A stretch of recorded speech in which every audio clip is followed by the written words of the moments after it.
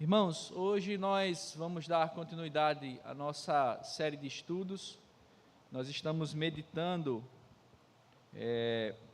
nas parábolas do reino, presente ali no capítulo 13 de Mateus.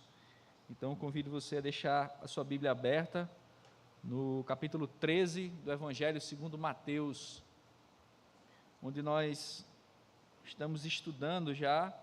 Hoje é o quarto domingo e creio que domingo que vem nós encerramos.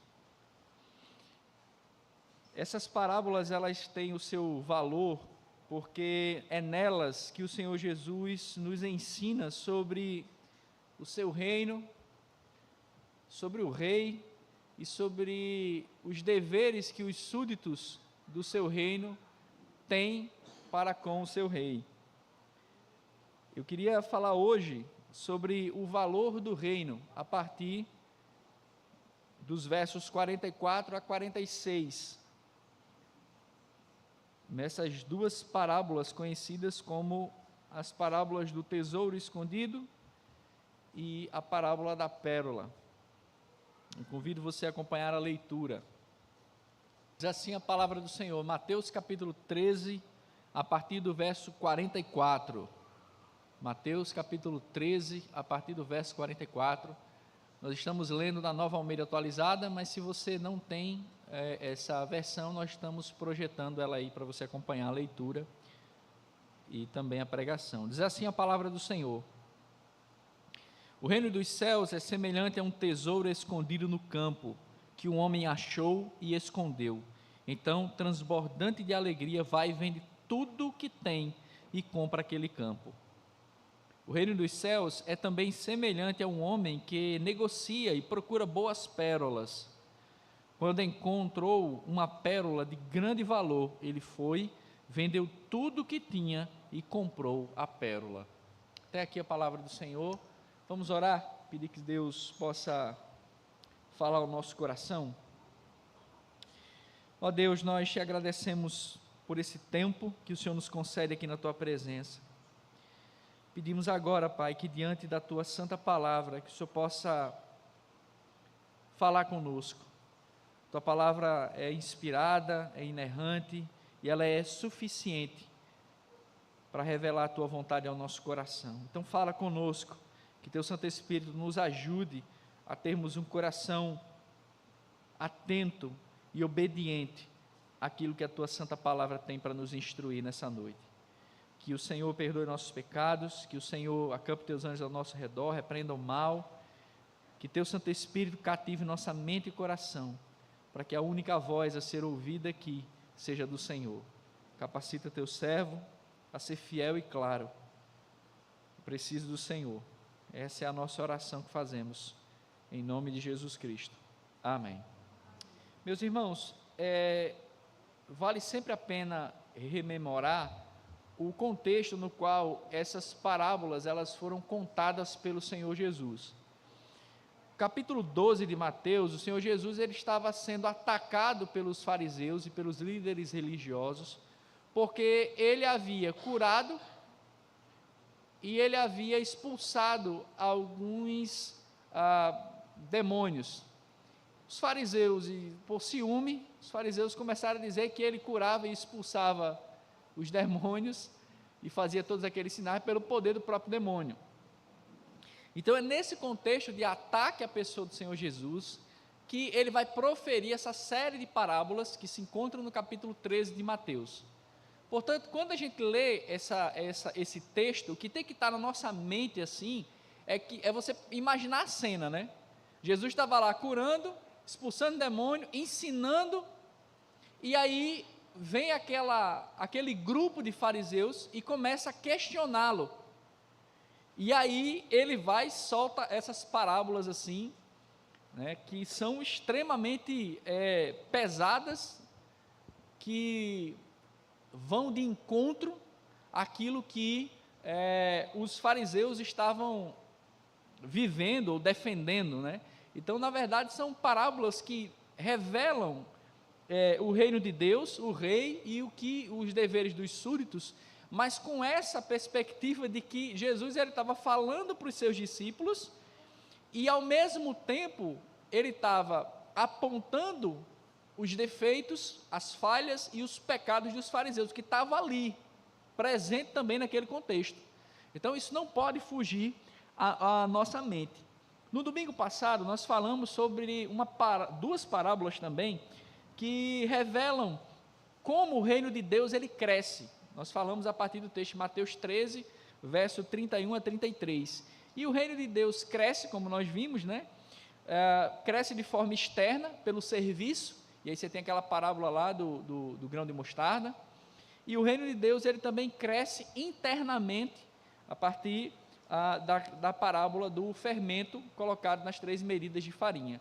Então você tem essa dupla perspectiva de crescimento do reino de Deus, uma perspectiva externa, que é demonstrada ao mundo que o reino de Deus está crescendo pelo serviço que os súditos do reino desempenham no mundo. E, por outro lado, o reino de Deus ele cresce na medida que os valores do reino eles fazem parte da vida dos súditos do reino. E hoje nós vamos falar sobre o valor que o reino tem, a partir justamente dessas duas parábolas. Essas parábolas elas são características também somente do Evangelho de Mateus, elas só aparecem aqui. Marcos, Lucas e João não usam essas parábolas, daí uma grande discussão entre os comentadores e estudiosos, saber se Jesus contou isso aqui na sequência, ou se ele contou em um outro momento e Mateus, na hora de escrever o Evangelho, acrescentou. Então os estudiosos divergem aí sobre qual momento elas foram colocadas juntas ou não. Eu acho, a minha humilde opinião, eu acho que elas foram proferidas quando Jesus foi para casa com os discípulos. Eu acho que ali comendo peixe, né, comendo pão, eles sentaram ali, Jesus foi lá e contou essa parábola ali, explicando talvez esse contexto. O ponto interessante para nós é a ideia do valor que o reino de Deus ele tem, porque justamente nós damos valor àquilo que amamos. Não tem como você dizer que ama uma coisa sem dar o devido valor, não existe isso. Tudo que nós amamos, nós damos tempo, atenção, proteção. Então, o nosso amor, ele é expresso pelas ações que nós desempenhamos em relação ao objeto do nosso amor, né? Nesse sentido, lá vai eu falar mal do dorama de novo. Não só do dorama, né? Mas no dorama e no contexto da nossa cultura de Hollywood, a ideia de que amor é sentimento. Então esqueça isso, meu amigo, esqueça, apague isso da sua mente. Amor não é sentimento. A maior expressão de amor que a Bíblia vai dizer é Cristo pregado na cruz, moído pelos nossos pecados. Ali é amor. Então amor não é você olhar e dizer, oh, que lindinho, você é tão lindinho, fofinho. Não, isso aí qualquer pessoa faz. Amor é você dar a própria vida pelo outro. Amor é você se sacrificar pelo outro. Isso é amor. Amor nunca, nunca, nunca nas Escrituras é sinônimo de sentimento. Pelo contrário, só é vocês lembrarem, né? O que foi que Judas fez quando foi trair Jesus? Foi lá e deu um beijo em Jesus, né? Você quer uma coisa mais sentimental do que chegar perto da pessoa e dar um beijo? Pronto, então ele deu um beijo e traiu o Filho de Deus.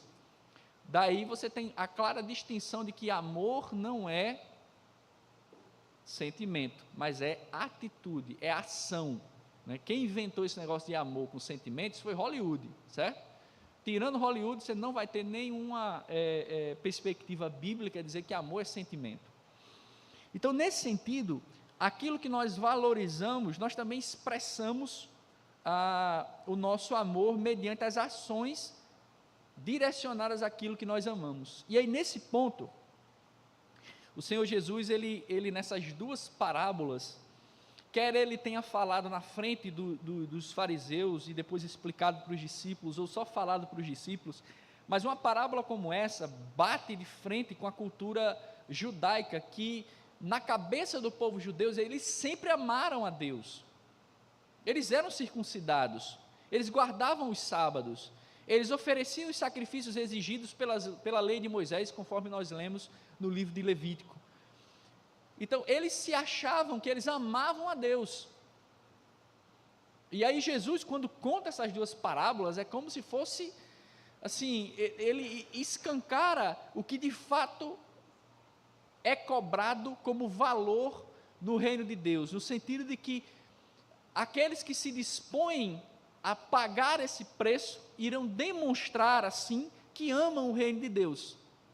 E daí eu desafio para nós, para nos avaliarmos, para saber se de fato nós estamos dispostos a pagar esse mesmo preço. A primeira parábola, então, que nós vamos estudar, e a questão fundamental para nós estudarmos as duas parábolas é a pergunta: quanto vale o reino de Deus? E nessa primeira parábola, o reino dos céus, ele vale tudo o que somos. O reino dos céus, ele vale tudo o que nós somos. Por quê? Porque justamente este é o ponto que essa primeira parábola ele apresenta. O reino dos céus é semelhante a um tesouro escondido no campo, que um homem achou e escondeu. Então, transbordante de alegria, vai, vende tudo o que tem e compra aquele campo. É importante, meus irmãos, nós entendermos aqui nessa parábola, como eu já havia explicado anteriormente, que não é possível a gente acrescentar interpretações a uma parábola. É uma regra de interpretação básica dentro da área de estudo que trabalha com interpretação bíblica, que a parábola explica a própria parábola. Então, nesse sentido, eu não posso criar um significado para cada elemento da parábola. Por quê? Porque a própria parábola, enquanto um estilo literário, ela explica ela mesma. Então, nós temos que olhar para essa parábola e olhar para ela e entender o que ela mesma está dizendo. E nessa parábola aqui, especificamente do tesouro escondido, o Senhor Jesus, ele conta para os seus discípulos essa história de dois homens. O primeiro, a gente não sabe o que ele é, mas provavelmente ele é um arrendatário. E esse homem, ele vai lá e ele pode ter arrendado esse terreno, ele pode ter sido um comprador do terreno, ou ele pode ter sido contratado para trabalhar nesse terreno, certo? A gente não sabe ao certo o que esse homem é. O que é dito é que ele achou esse tesouro num terreno. Nessa outra parábola, essa da pérola, onde Jesus também começa da mesma forma, dizendo que o reino dos céus é também semelhante a um homem que negocia e procura boas pérolas. Nós somos apresentados ao segundo homem, que aqui sim, ele é um comerciante de pérolas, né? Então, há um debate, né? Isso a gente deixa para a academia, né? Que envolve aqui, porque um não estava procurando o reino e achou. Estava procurando e encontrou. E aí você tem toda uma discussão teológica que foge do que a parábola, da proposta da própria parábola aqui.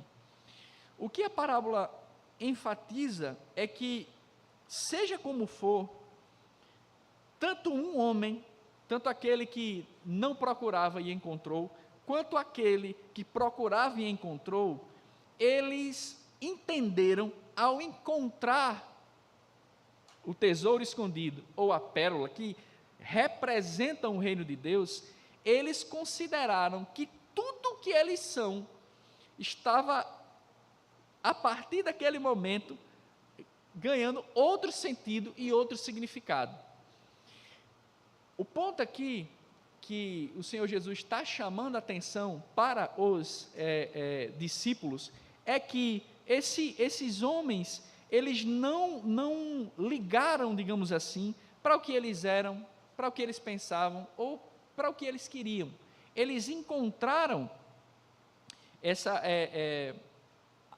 o tesouro e a pérola, e eles fizeram o quê? Eles venderam tudo o que tinha e consideraram que não passava de nada. Isso mostra para nós que o reino dos céus, quando ele é encontrado, ele é infinitamente mais importante do que tudo o que nossa vida Perdão, irmãos. Então, o reino dos céus, portanto, nesse contexto, ele é muito mais importante do que qualquer prestígio, honra ou glória que qualquer um de nós venha a alcançar nessa vida. O reino dos céus, nesse contexto dessa parábola, ele é aquilo que é mais importante do que o comércio desse mercador de pérolas, ou do que esse tesouro que foi encontrado por esse homem que não queria achar ou não esperava achar. Um ponto aqui que a gente tem que levar em consideração também, para entendermos a profundidade dessa parábola, é que esse homem que achou o tesouro no campo, ele na verdade, ele não estava procurando. E talvez essa imagem para nós seja muito estranha, porque a gente, quando quer juntar alguma coisa, deixa no banco, ou abre várias contas e tudo mais. Mas no mundo antigo, às vezes era mais fácil você guardar um tesouro num campo, numa determinada pedra ou árvore lá que pertence a você ou a sua família, do que você guardar em casa, porque devido a guerras, assalto e tudo mais, era muito mais fácil você perder aquilo que você demorava às vezes a vida inteira para juntar. Então, esse homem, quando ele acha esse tesouro no campo, ele muda totalmente a sua vida, na medida de que se ele fosse apenas um trabalhador simples, ele entendeu que ao achar esse tesouro, a sua vida iria mudar daquele ponto em diante. A mesma imagem acontece para o mercador, que procurava boas pérolas, ou seja, ele sabia que ele tinha boas pérolas, ele sabia o que era uma boa pérola, mas ele nunca tinha achado, até o momento que ele vê uma pérola, e ele reconhece o valor daquela pérola, e desse momento em diante, tudo que ele achava que era bom, achava que era valioso, ele abandona tudo, todas as suas concepções são deixadas de lado. Então, isso nos mostra, meus irmãos, de forma muito simples, clara e direta, que o reino dos céus, depois de ser encontrado, é infinitamente mais importante do que tudo que nós temos na nossa vida. Não importa o que você ou eu, o que nós éramos, o que nós somos, ou o que a gente pretendia ser, não importa. Quando o reino dos céus ele é encontrado, ele muda a nossa vida. Por isso que o reino dos céus, ele tem como marca que o seu valor a ser pago é tudo que você é tudo que nós somos. E essa verdade ela é tão clara que o próprio Senhor Jesus, lá em Lucas 9, diz assim, não precisa abrir não, eu leio para os irmãos, Lucas 9, a partir do verso 23, Jesus dizia a todos: se alguém quer vir após mim, negue-se a si mesmo, dia a dia tome a sua cruz e siga-me, pois quem quiser salvar a sua vida, a perderá, e quem perder a vida por minha causa, esse a salvará. De que adianta uma pessoa ganhar o mundo inteiro, se vier a perder-se, ou causar dano a si mesma?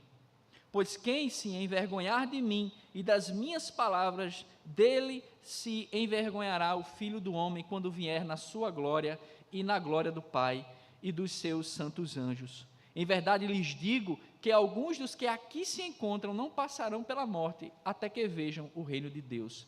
Ou seja, o reino dos céus, ele exige de nós, a partir do momento que nós o encontramos, ele exige que a nossa vida seja dada completamente a ele, porque nós vamos dedicar a nossa vida ao reino, e é nesse sentido que o valor do reino de Deus é tudo o que nós somos, porque ou nós dedicamos tudo o que somos ao reino, ao ponto de deixar tudo só para tê-lo, ou nós não o teremos. É uma verdade duríssima, porque não há meio termo, não há opção de você querer ou não, ou o reino de Deus é tudo para você, ou o reino de Deus não vai ser nada. É uma exigência de exclusividade. É o valor a ser pago pelo reino dos céus. Só que esses homens, ao encontrarem o seu tesouro escondido no campo, ou a pérola de grande valor, eles não consideraram a sua própria vida, ou que eles eram prestígio. Provavelmente, muitos comentadores dizem aqui, que essa atitude, para a cultura da época, era uma loucura, porque ninguém em sã consciência vai vender tudo que tem. Se você é comerciante, você sabe que você tem que ter ali uma reserva de caixa, você sabe que tem que ter algum dinheiro ali de reserva para poder, em tempos de crise, se movimentar. Você tem que ter algo para investir. Só que esses homens, ao verem o tesouro escondido no campo, ou a pérola, eles abandonaram tudo. A vida deles foi mudada de uma vez por todas, porque eles consideraram tudo o que eles tinham juntado na vida inteira, eles consideraram que não era comparável ao valor que o tesouro no campo e a pérola tinham. Nesse sentido, quanto vale o reino dos céus? O reino dos céus vale tudo o que nós somos. Mas, em segundo lugar, o reino dos céus, além de valer tudo o que somos, ele também vale tudo o que temos. Essa é a ênfase que o Senhor Jesus dá também nessas duas explicações da sua parábola. Ambos os homens, se os irmãos prestarem atenção, verso 44b, né? Então, transbordante de alegria, vai e vende tudo o que tem e compra aquele campo. E depois o verso 46, quando encontrou uma pérola de grande valor, ele foi, vendeu tudo o que tinha e comprou a pérola. Ambos os homens narrados aqui pelo Senhor Jesus nessa parábola, eles têm a mesma atitude. E qual foi a atitude que esse homem teve? Vendeu tudo o que tinha. Ele vendeu tudo o que tinha. Ele deu o tesouro mais precioso que ele encontrou. Ele deu a sua vida inteira e tudo que ele tinha juntado durante a vida inteira, porque ele encontrou esse tesouro que é único. Ele encontrou essa pérola que é única. Isso normalmente é tido como radicalismo, fanatismo, não é isso? Você está ficando louco? Você vai deixar a sua vida para entrar numa igreja, para seguir esse pastor que está roubando seu dinheiro? Normalmente nós escutamos isso constantemente, né? Mas não importa o que você pensa, o que você é, o que você tem, quando você encontra o reino de Deus, você sabe que você encontrou o bem mais precioso que qualquer homem ou mulher pode ter na face dessa terra. Essa foi a atitude dos dois homens, um negociante, o dono de terra, o arrendatário, e o outro, um negociante de pérolas. Mas quando viu que aquilo que eles tinham ali era a coisa mais preciosa que eles tinham visto na vida dele inteira, eles não contaram conversa. Eles deram tudo o que tinham, porque eles sabiam que aquilo era infinitamente mais valioso. E é isso que Paulo nos ensina, lá no livro de Filipenses, capítulo 3, Paulo diz assim, depois que ele foi encontrado, por Cristo, e aí Paulo diz assim, mas o que para mim era, só um detalhe, tá, irmãos, eu uso a Nova Almeida atualizada, eu gosto muito, é uma tradução muito boa, mas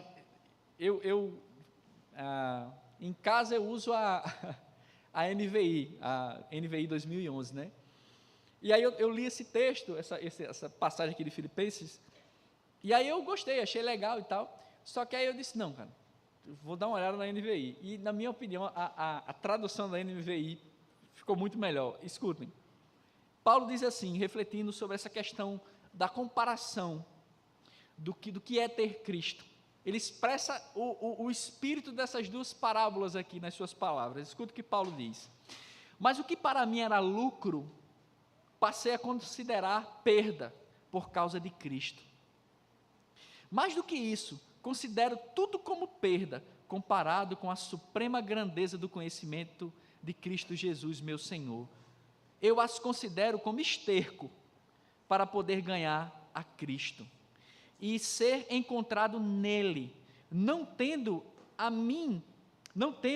minha própria justiça que procede da lei, mas a que vem mediante a fé em Cristo, a justiça que procede de Deus e se baseia na fé.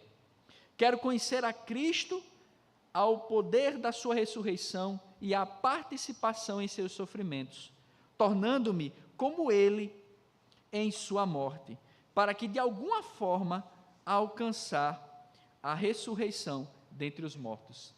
Olha que maravilha. Paulo, quem era Paulo? Um judeu, filhos de fariseus, um possível grande expoente do farisaísmo, estudou com os melhores rabinos, provavelmente era de família nobre, ou seja, tinha condições financeiras. Paulo não foi educado somente no contexto judaico, Paulo foi educado no contexto greco-romano. Paulo era uma pessoa de alto nível, ou seja, todas as honrarias, posições e glórias que esse mundo poderia oferecer a Paulo, ele considera como esterco, pelo fato dele ter conhecido a Cristo. Essa é a atitude que os dois homens das parábolas tomaram ao encontrar o reino dos céus, ao encontrar o tesouro escondido no campo ou ao encontrar a pérola de grande valor. Não há nada que possa comparar-se com o valor do reino dos céus. Nem casas, nem dinheiro, nem família, ou qualquer outra coisa. A exigência do Senhor Jesus é uma exigência completa. E aí a gente já tem uma advertência. Ora, se eu acho uma exigência dessa escandalosa, se eu acho essa uma exigência grande demais para mim, provavelmente é porque você nunca encontrou o reino dos céus. Porque se você o tivesse encontrado, nada seria mais importante do que o reino dos céus. Eu tive uma triste experiência uma vez.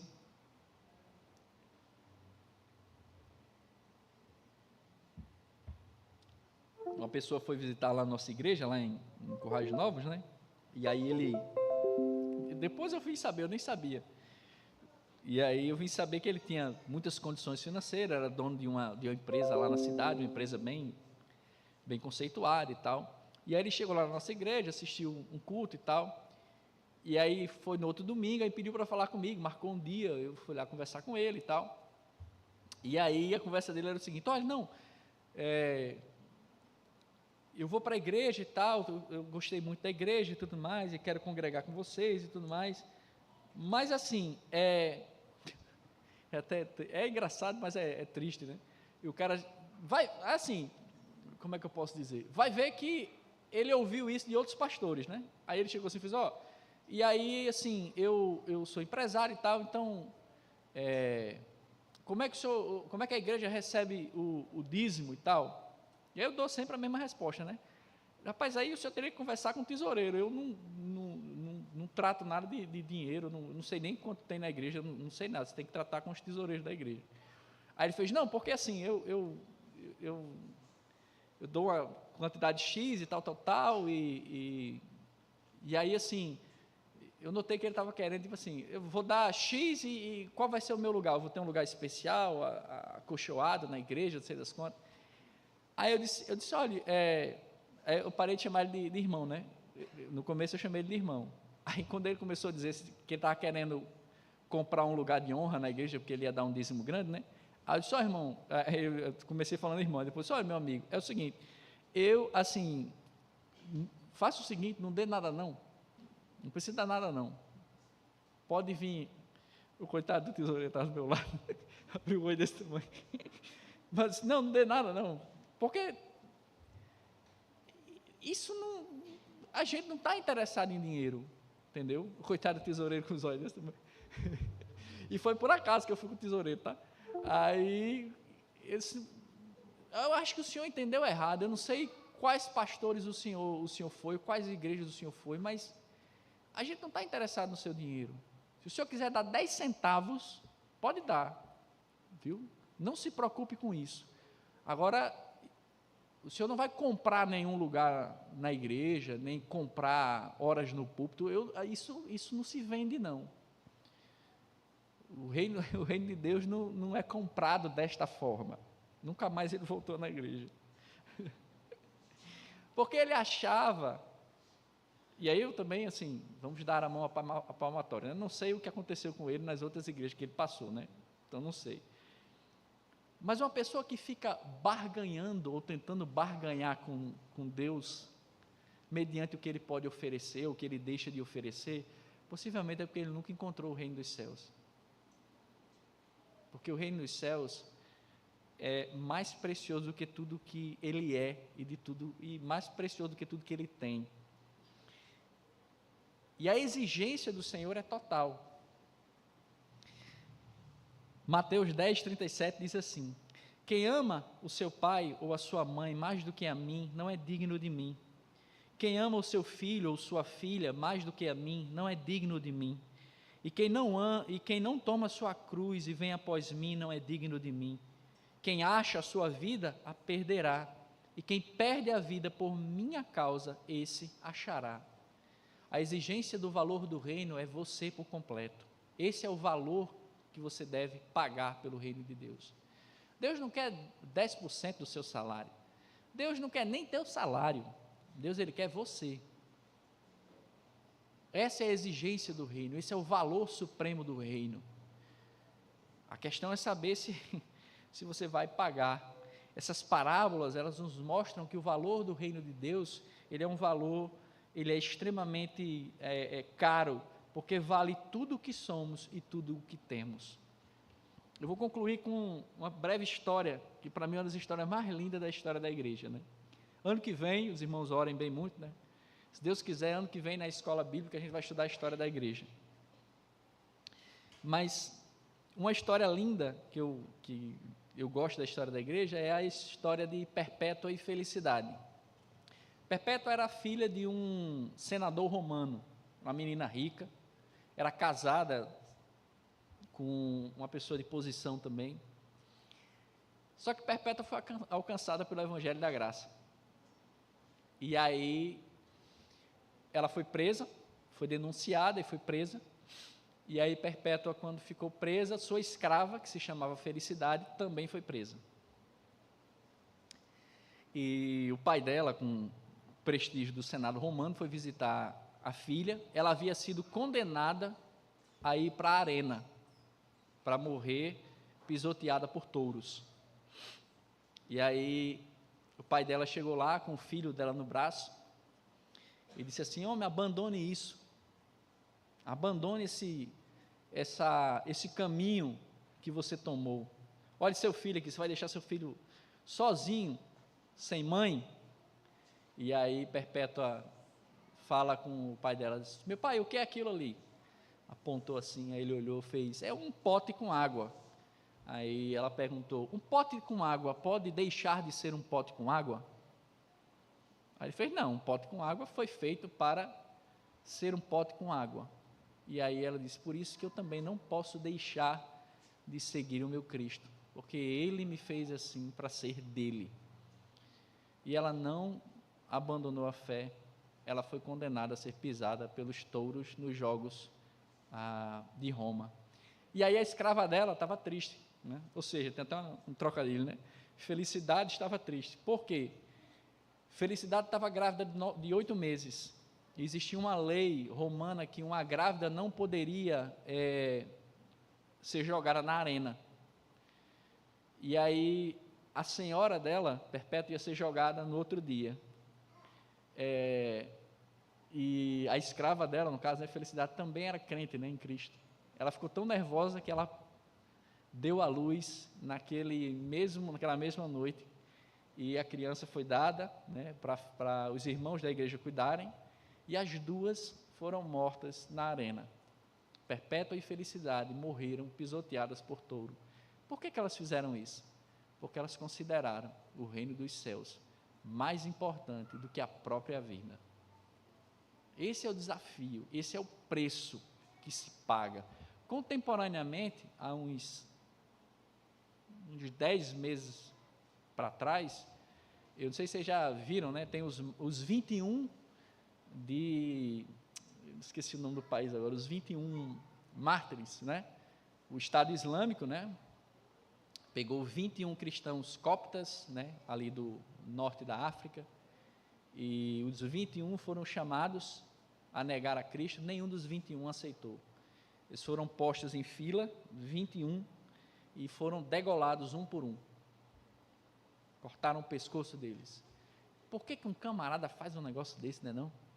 É porque ele encontrou o reino dos céus. O reino dos céus, ele é mais precioso do que a nossa própria vida.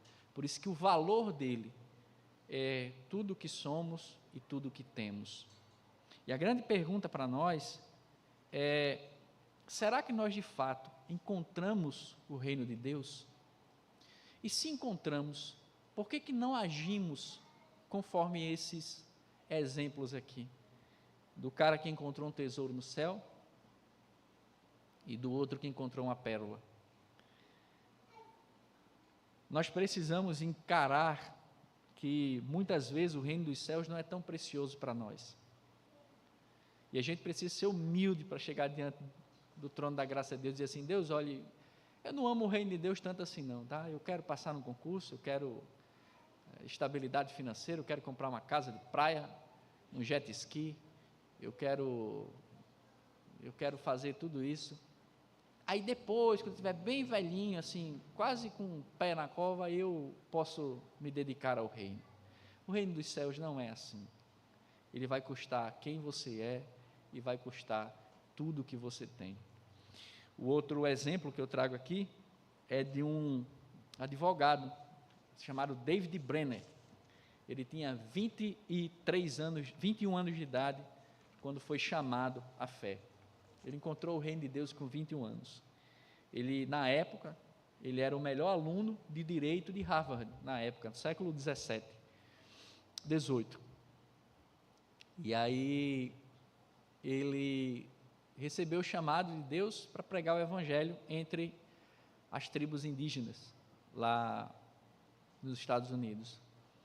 E ele começou a percorrer, abandonou a faculdade, era o melhor aluno da turma, provavelmente ia se tornar professor da universidade, abandonou tudo com 21 anos e foi-se embora para dentro dos matos com seu cavalo pregar o evangelho. Talvez muitos dos amigos dele dissessem o quê? Está doido? Como é que o cara vai deixar uma faculdade dessa, o cara com tudo na vida, tudo certinho, aí vai deixar tudo para correr de cavalo, para pegar o evangelho no meio do monte de índio, sem ganhar nada? David Brenner foi, e nas suas caminhadas, ele pegou tuberculose, o médico fez, se você pegar mais uma friagem, e pegar mais uma gripe, você vai morrer. David Brenner fez o quê? Se recuperou, pegou o cavalo e foi de novo. Morreu com 26 anos, salvo engano. Mas conseguiu evangelizar todas as tribos indígenas da região que ele estava se propondo a pregar. Por que ele fez isso? Porque ele achou o reino dos céus. A nossa grande pergunta, se você é crente aqui, crente em Cristo Jesus há muito tempo, e vive uma vida mais ou menos assim, a sua pergunta deve ser: rapaz, será que eu encontrei mesmo o reino dos céus? Será que eu encontrei mesmo? Será que eu encontrei aquele tesouro escondido no campo? Será que eu encontrei aquela pérola de grande valor? E se você não é crente, não se arrependeu dos seus pecados, nem depositou sua fé em Cristo Jesus, você pode se arrepender hoje, confessar os seus pecados e encontrar esse tesouro que é mais valioso do que a sua própria vida. Minha oração por mim e pelos irmãos é que Deus nos permita encontrar o seu reino, assim como ele descreveu aqui nas suas parábolas. Que Deus nos ajude a encontrar o seu reino de tal forma que a gente considere tudo o que somos e tudo o que temos como perda diante da sublimidade do reino. Amém? Vamos orar?